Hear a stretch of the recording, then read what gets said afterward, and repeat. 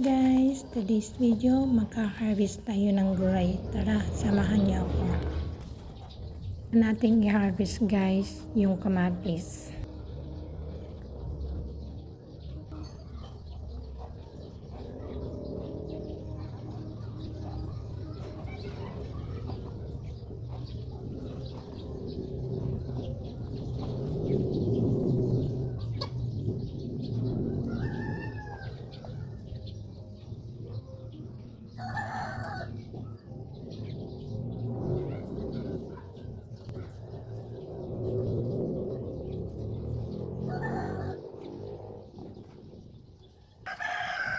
Marami siyang bunga. May maliliit din siya guys.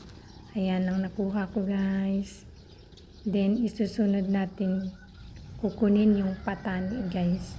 Saka may nakuha din ako guys ng kamatis. Parang tomato cherry siya. Ayan. Sunod natin kukunin patani. Titingnan natin guys. I-check natin kung may laman.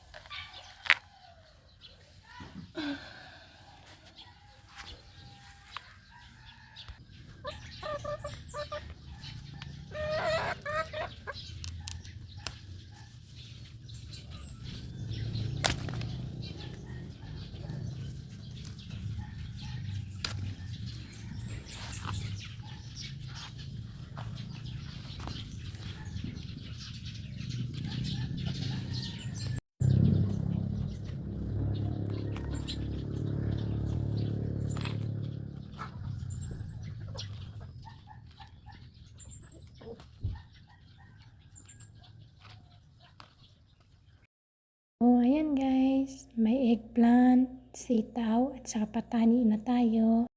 Sunod natin guys, punta tayo sa patola kung may bunga, i-check natin.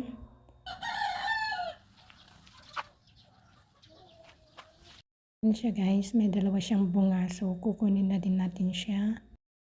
So, this is it guys, ayan ang na-harvest natin. Na fresh na gulay, may kasabihan, pag may tinanim, may aanihin. So, thanks for watching, bye bye, and God bless us all.